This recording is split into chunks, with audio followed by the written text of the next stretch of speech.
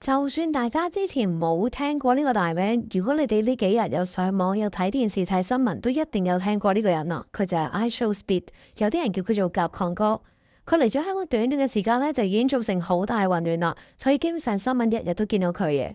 IShowSpeed 甲亢哥嘅真名叫做 Darren Jaken Watkins Jr.，佢係生於美國俄亥俄州，一個喺2016年先至開始喺 YouTube 上面直播嘅 YouTuber 加 rapper。2020年，佢因為聽咗歌手大張偉嘅陽光彩虹小白馬，然後佢個反應呢，就令佢喺中國網絡嗰度爆紅。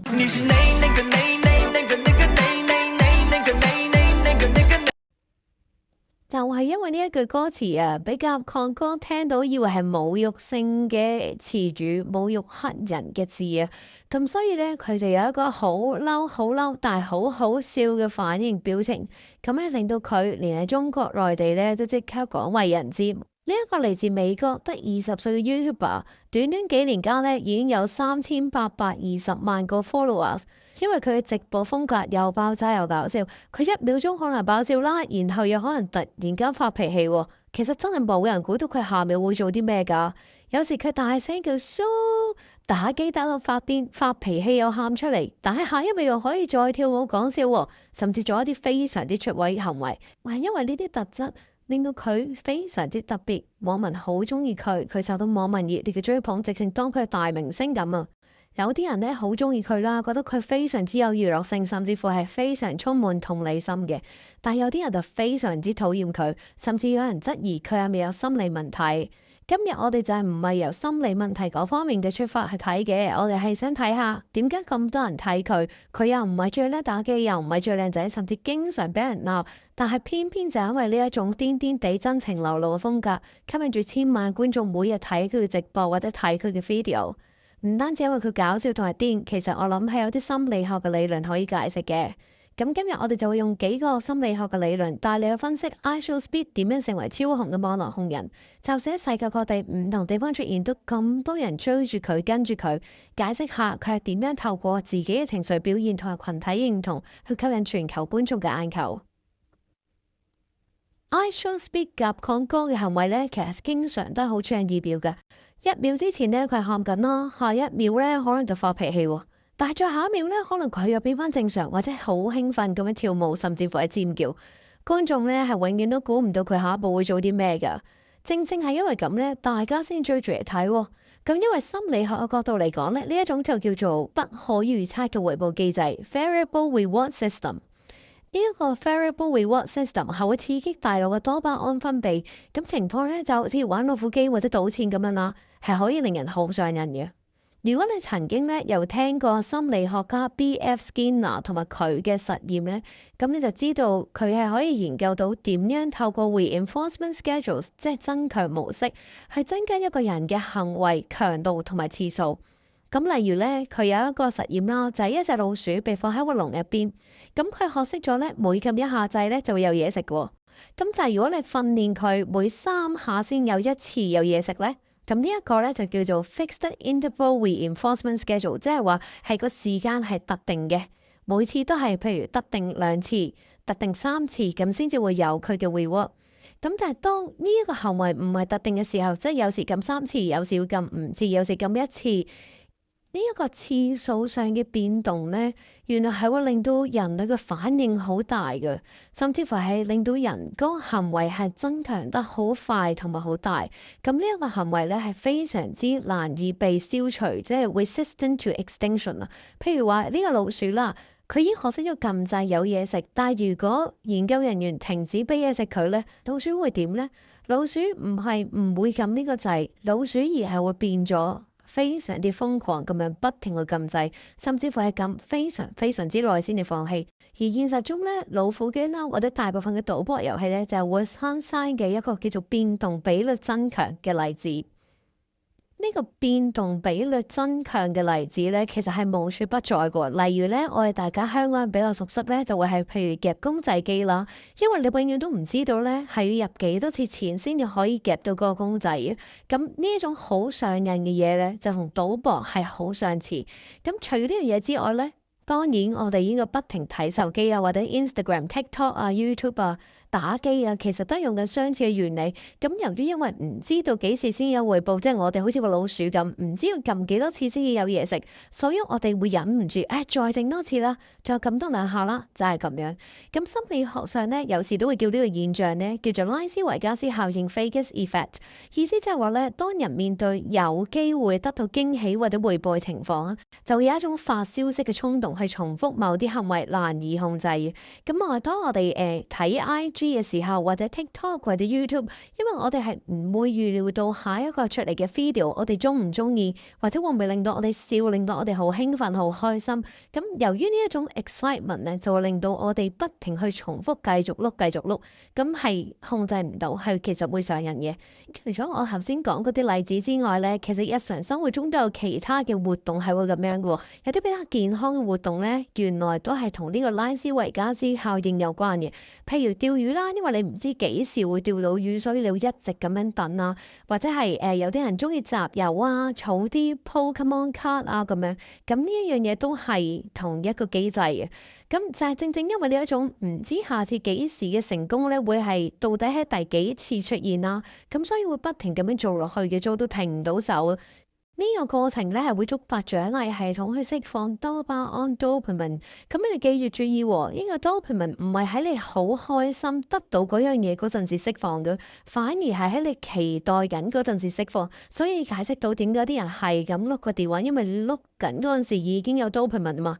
或者當你聽到電話 message 叮一聲，你一定要去睇下邊個有 update 或者邊個 text 嚟嘅，咁其實都係因為你嘅 dopamine 嘅系統已經俾人 activate 咗啦，咁你所以覺得一定要睇，好似有啲人捉住你咁樣，你唔睇唔安樂嘅。咁其實個情況真係同我哋頭先講嗰個老鼠例子一樣啦，我哋只不過係不斷咁樣重複呢一個行為，而希望得到 reward。咁我哋不停咁樣撳手機 check 呢樣 check 嗰樣，就算知道咧，其實唔應該沉迷嘥時間。仲有更加多其他嘢要做嘅，但係真係控制唔到，忍唔到。另外咧就係甲亢哥，佢表達情緒係好激烈嘅，佢嬲咧嬲到好極好誇張，喊咧又好似喊得真係好真好傷心喎，笑又笑到好誇張好浮誇，大大聲咁樣。咁呢啲反應咧係好有情緒感染力嘅，而我哋嘅大腦咧對於高情緒強度 （high emotional salience） 嘅嘢咧係特別敏感，呢啲片段咧係特別令人記得深刻嘅。咁例如俾個例子你2011年嘅311大地震咁樣咯。咁你記唔記得當時你聽到呢個 news 嘅時候嗰個心情，或者當時你個環境咧喺邊度？嗰啲你會唔會記得咧？由於當時咧，其實大家都好震撼啦，亦都係屬於一個 high emotional salience，所以多數人對呢一啲回憶咧係特別敏感、特別清楚嘅。咁又講翻甲亢哥啦，佢成日喺個直播裏面咧，突然間係爆喊啦、發癲啊、大叫、發火啊、咆哮啊咁樣。咁呢啲畫面咧係會帶起觀眾強烈嘅情緒反應嘅。咁所以當你睇到佢忽然間發脾氣，然後突然間又講笑啊、跳舞啊咁樣。觀眾嘅情緒波動咧係會好高嘅，咁呢啲情緒咧會令到你控制唔到，不自覺咁樣記住咗佢呢啲行為，甚至乎好清楚記得佢講過咩啦，點樣大叫啦，做咩喊啦，幾時喊啦，咁所以你明白到大腦咧就係好有 attention to 任何呢啲咁嘅激動誇張情緒嘅，或者一啲好大嘅事、激動嘅事嘅，只要影響咗你嘅心情激動嘅話咧，嗰樣嘢就一定會記得特別清楚噶啦。而唔係一定係因為嗰件事特別重要嘅喎，只不過係因為你嘅情緒波幅夠大，大腦咧就幫你不如 highlight 咗佢啦。呢件事睇落去好似好重要喎，你極之開心、嬲或者震驚或者恐懼，咁佢就會分配更加多嘅注意力或者資源去處理嗰啲資訊啦。咁頭先講呢啲嘢咧，就叫做情緒顯著性，即係嗰個 emotional salience。咁當呢個情緒顯著性出現嘅時候咧，就係提高咗你記憶嗰個效果。咁所以咧，記性會特別好。意思就係總而言之，任何嘢可以刺激到強烈情緒，大腦就會特別記得呢件事，令到記憶更加容易深刻。同埋咧，你係會好容易諗得翻嘅，relate 翻嘅。咁情緒本身咧就係一個信號嚟嘅，其實佢提醒我哋咧就係話呢件事好重要，你要記住。咁無論係開心啊、唔開心啊，只要係情緒激烈就一定記住咗。咁同樣地，甲亢哥咧，如果佢刺激到你情緒好波動咧，咁你咪變咗好容易會諗起呢一個人咯。但反之，如果嗰件事係冇乜令到你有情緒波動，譬如我講翻你以前翻學咁樣，情緒好平復嘅，咁你大腦可能唔會特別咁樣處理啦，咁啊令到記性冇咁好啦，甚至乎唔記得咗都唔知啦。所以當我哋回想人生中最難忘、深刻嘅畫面，拍拖啊、畢業啊、失戀啊、親人嘅離世啊，或者好驚險啊啲意外啊咁樣，都會令到我哋咧可以永久清楚咁樣記住嘅。咁因為咧個原因係大腦要知道啦，呢樣嘢係對經歷生存、成長或者人際關係有好重大意義嘅，所以值得我哋用多啲資源去記實佢。咁繼續講落去喎。甲亢哥咧，直播嘅時候係大情大性噶嘛，中意發脾氣就發脾氣，中意喊就喊，中意掉場就掉場。咁其實佢呢種情緒嘅坦白，呢個不加修飾嘅表露咧，係令到觀眾好有共鳴感嘅。即使你係唔係真人認識佢啦，亦都甚至乎根本冇見過佢真人啦，但係有時都會覺得好似已經認識佢好耐，係一個朋友一樣嘅。咁呢一個關係咧就叫做型社會關係 （parasocial relationships），簡稱 PSRs。咁當觀眾咧當咗阿甲亢哥係朋友一樣，有咗呢一個型社會關係咧，即使呢一個單向關係，咁同一個完全唔識嘅人啦，好多時就係明星啊、網紅啊，或者傳媒人物啊，甚至乎係政治家啊，咁都會有一個連結感、親密感，甚至乎有一個好大嘅熟悉感啊。咁呢個關係咧，其實就只係單向喺當事人上面嘅啫，即係喺啲 fans 嘅腦海裏面建立出嚟嘅心理連結。就算係完全冇互動，亦都未必得到阿甲亢哥嘅回應都好咧。對於當事人嚟講，即係 fans 嚟講咧，呢個感覺都可以係好深刻，甚至乎係非常之真實同真實嘅友誼係冇分別嘅。講多少少呢個型社會關係啦，因為呢個其實都幾得意，同埋喺個 social media 裏面咧都係一個好重要嘅概念。咁其實佢係由1956年一個心理學家叫 Donald Horton 同埋 R. Richard Wolff 提出嘅。咁當時就開始有電視咯，咁觀眾咧發覺對電視入邊嘅角色都會產生一種親密嘅錯覺，覺得好似識咗個電視角色嗰個人咁樣。咁即使咧呢個 parasocial relationships 其實基本上叫做係幻想出嚟啦，但體驗嘅感覺咧係非常之真實嘅。佢哋會喺偶像身上見到自己有啲情緒啊、經歷啊，或者內心嘅掙扎嘅投射，令到覺得對方咧可能係明白自己，或者自己都真正認識對方。咁換言之咧，就係雖然唔識，雖然係單向關係，雖然個關係並不真實，但係可以發展得好深刻嘅。咁其實到現時為止咧，都冇一個定論講出點解會有 parasocial relationships 呢樣嘢嘅。不過咧就有幾個方向咁樣解釋嘅。咁第一個咧就係話人類嘅大腦天生就係為咗社交而設計，因為你知人係群體生活嚟噶嘛。咁當我哋每日咁多時間上網啊、睇電視、睇 YouTube 啊，咁我哋個大腦就會對於一個我哋成日見到個面孔產生咗一個熟悉感，咁一個親切感，就會無言間就當咗佢係一個朋友。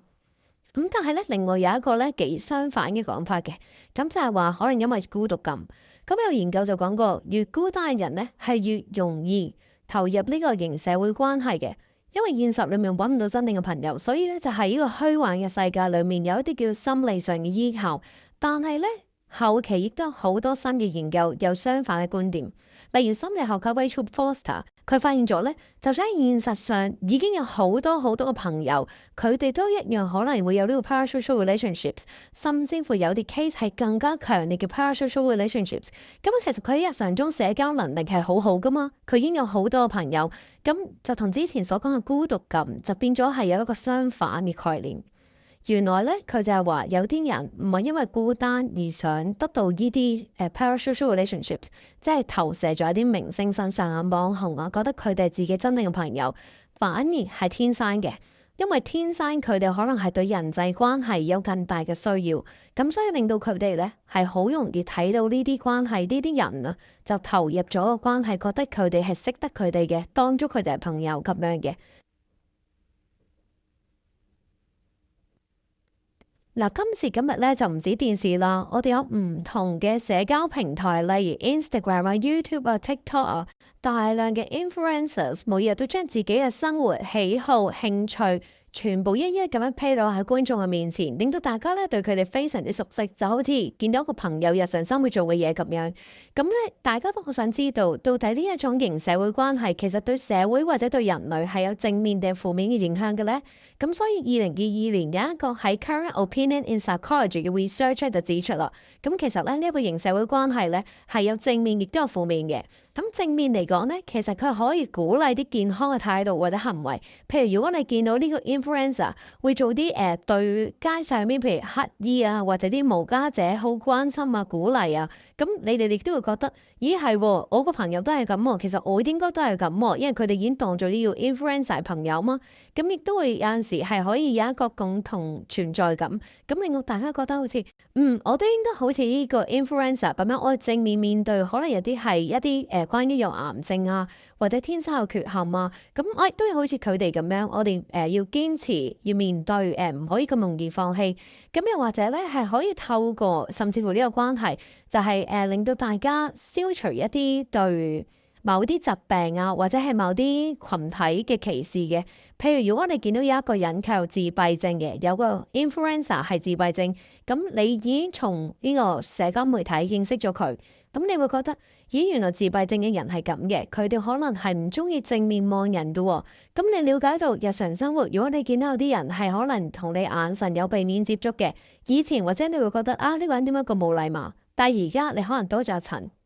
你會關心一下，到底佢其實係咪有自閉症啊，或者有其他嘅問題啊，或者佢可能係一個比較內向、唔開心嘅人，咁你個想法就完全唔同啦。咁就會可以令到社會減低咗對自閉症嘅偏見，亦都會投入多啲資源或者時間去了解佢哋多啲。咁相反咧，呢一個型社會關係都係會帶嚟一種負面嘅影響嘅。咁由於咧呢個社交平台媒體有一個好特別嘅獨特性，就係譬如佢有啲 live 啊，咁變係一個即時互動性，又或者譬如好似講 YouTube 咁樣，佢會有啲演算法咧去提議你呢一輪去睇啲咩影片嘅。咁所以佢同時間係有機會會帶嚟一個負面嘅影響。咁呢個負面嘅影響咧，通常都係因為一個負面嘅比較咯，就係一個 negative self comparisons。咁佢嗰個心理影響咧，就係話可能你會自我懷疑啦。譬如如果YouTube 不停 feed 俾你提供嘅都係講一啲個人過緊好奢華嘅生活啊，豪華咁去旅行啊，咁有啲人睇咗可能就會自我懷疑，甚至乎係影響咗佢嘅自尊心咁樣嘅。咁所以咧，而家目前越嚟越多人會研究呢一樣嘢啦，咁亦都可以睇到佢係有好大 potential 帶嚟好處。當然有陣時有好處就一定有壞處跟埋噶啦。咁不可不提嘅就梗係甲亢哥成日大叫 Sue 同埋佢係 C 朗超級 fans 呢個身份啦。咁但係就其實呢個咁簡單嘅動作嗌下 Sue 咁樣，已經係建立咗佢喺心理學上面嘅身份認同。呢個係社會認同理論 （Social Identification Theory），喺1979年由 Harry Tafel 同埋 John Turner 創立嘅。呢個社會認同理論咧係分三部分嘅，第一個咧就係社會分類啦，就係 social categorization；第二個咧就係社會比較啦，就係 social comparison；最後咧就去到呢個 step 係社會認同 social identification。甲亢哥咧成日都喺度 sue 啦，其實佢就係 label 咗自己係 C 朗嘅 die hard fans。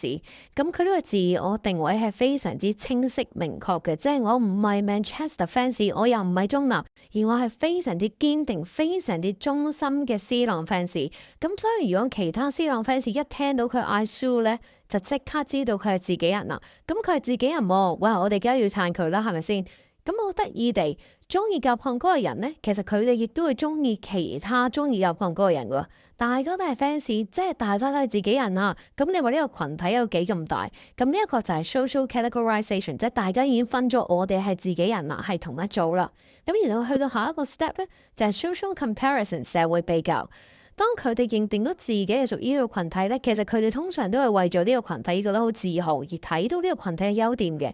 譬如咁講啊，佢啲 fans 會好自然咁樣同其他嘅群體比較嘅。咁呢啲比較咧，越比較就會越強化自己嘅群體優越感嘅。可能覺得我哋分啲嘅，我哋型啲嘅咁樣。咁呢啲比較咧，都係屬於群體內與群體外嘅比較 （in group versus out group 嘅 comparison）。咁呢啲比較咧係會強化忠誠度同埋個歸屬感嘅。咁最後啦，已經有咗呢個比較之後啦，就去到社會認同 social identification。呢個現象係講緊 fans 咧對偶像，即係對甲亢哥咧，其實已經開始唔係一般追捧同埋欣賞啦。有陣時咧仲會開始模仿佢，或者學佢講嘢，甚至用佢嚟做自己嘅人生榜樣。咁呢一個係一個社會認同啦，所以就係頭先講嘅，即係 social identification。咁例如咧，甲亢哥佢好中意 C 朗啊嘛，咁覺得佢係又努力啊，打波又叻啊，又堅毅又唔放棄啊咁樣啦。咁已經係開始模仿佢，學佢講嘢咁樣。咁佢自己已經係第一個啦。咁然後中意甲亢哥嗰啲人，又會覺得甲亢哥哇好真誠啊，個人好直率啊，哎呀我都想好似佢咁，佢唔扮嘢㗎。咁呢啲價值觀慢慢又會變成 fans 自己嘅價值觀喎。咁變成佢哋唔單止係一個 fans 啦，其實仲係一個身份認同嘅延伸。即係我中意佢，因為我都係好似佢咁嘅，我係咁真咁大情大性嘅咁樣。相信大家睇到嚟呢度咧，就應該會了解到點解有啲 YouTuber 啦，例如好似頭先講咗嘅甲亢哥一樣，係咁紅咁受人歡迎。咁當然亦都好多人覺得，純粹係因為佢哋富娛樂性啦、夠刺激啦、好笑或者夠激動，咁嘩眾取寵，令到大家都咁支持佢，然後成為咗一個流行現象。但係其實所有呢啲流行現象都可以用一啲心理學去解釋嘅，點解大家好似上晒癮咁樣，或者對佢有一個狂熱，或者對佢特別喜歡追捧。咁希望大家今日睇完之後咧，都可以明白到中間嘅深層意義，由心理學出發去解釋點解 iShowSpeed 甲亢哥紅得咁緊要。如果大家中意嘅話，都歡迎大家 like、share 同埋 subscribe 我個 channel 嘅。咁如果咧大家留意到，應該見到我下邊 comment 留言區嗰度咧，其實個功能我已經刪咗啦。咁個原因咧就係前嗰幾日發生咗一啲非常之不愉快嘅事件，咁我嘅影片係懷疑被抄襲嘅。咁如果大家想知道啲端倪咧，其實都唔難嘅。咁睇一睇我之前只係得3段片啫，咁你哋留意下啲留言區嘅留言，咁或者就會有啲端倪嘅。咁另外咧，我就想講，其實作為一個 psychologist 真係唔係咁容易被擊倒嘅。咁我都冇忘記我嘅初心，其實我做呢啲 video 純粹係因為好似同我嘅朋友分享一樣，講下啲心理知識啊，講下啲八卦嘢、時事嘢，講下啲戲啊咁樣。咁我都知道仲係有啲人係好有興趣睇嘅，咁最少都有200幾個支持者係佢哋有興趣呢啲內容啦。咁所以咧，我啲影片咧其實係為中意心理學嘅朋友而設嘅，就係因為佢哋，就係因為你哋啊，係你哋嘅支持，令到我唔想去放棄拍呢啲片啦。咁所以以後落嚟咧，都希望大家繼續支持我。如果有興趣嘅話，就留意我下條片啦。咁今日講到呢度啦，多謝晒大家所有真誠嘅以前嘅留言支持，全部都在心中。Thank you so much。